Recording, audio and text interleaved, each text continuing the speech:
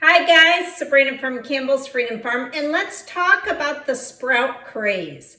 Right now, everybody's rushing to do their sprouts, such as the broccoli sprout, including myself. I mean, it's so nutritious. But there's another sprout that's been in the headlines in Asia forever, but it's coming to America. What is it? The ginseng sprouts.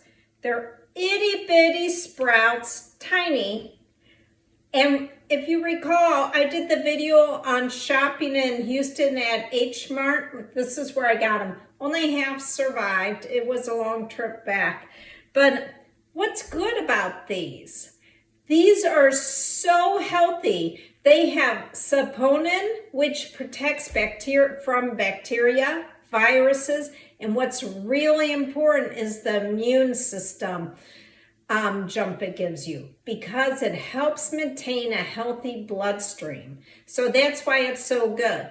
So a lot of people are starting to grow these, and the leaves especially. I mean, the extracts are used from the leaves for all that stuff that you could get, such as antioxidants, anti-aging products, all from the leaves of this ginseng sprout. So I thought it would be fun to grow some.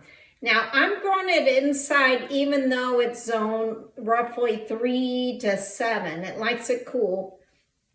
I want to grow them inside so I could just cut the tops. Maybe later on I'll put them out. Now, growing these is a little different.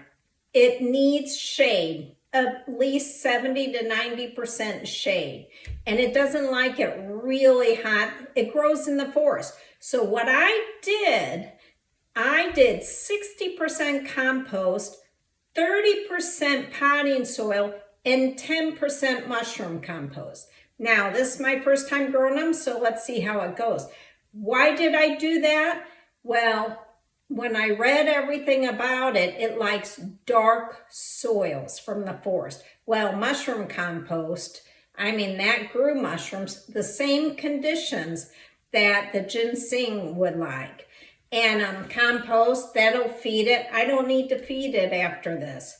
So that was my philosophy on that. Now, what I'm doing is right here to the top, I'm just going to bury it. It looks like a carrot, like a taproot. And I'm spacing them about every 3 inches. So now, then as the sprouts start growing, I could harvest the leaves and put them in things like, well, Asia puts them in kimchi, spring rolls. It goes on top of sushi. I love sushi. Or kimbap.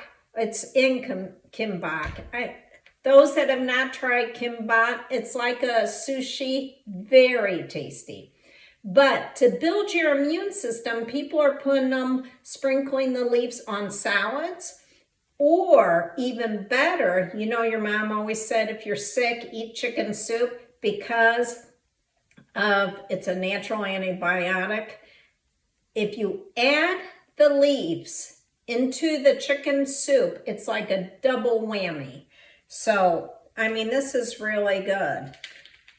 Okay, so that's it. Now, something else. It likes moist, but not wet. So I need to put containers under here. I'm putting them on the floor where it's just light, but not direct. And it does need a cold spell, but it had a cold spell on the way here. That's how I lost half. It froze. But next year, what I'll do is I'll put the pots in the basement. They'll go dormant because they're herbaceous, and then they'll come back in the spring. Now, as the ginseng grows, I'll probably plant it outside in my woods by the creek, and then I'll start a new batch, but that'll take a few years. But actually, the larger they get, the more pricey they get. So now, a quick thing. Those that watched the video on the leopard plant with the spots, and it's a natural antidote for fish poisoning. Well, ginseng sprouts is a natural antidote for lead poisoning. I thought that was pretty interesting. So this is Sabrina from Campbell's Freedom Farm. Let me know if you're going to try growing ginseng sprouts. Have a great day, and please tell all your friends and hit thumbs up. It's always free to watch our channel. Bye.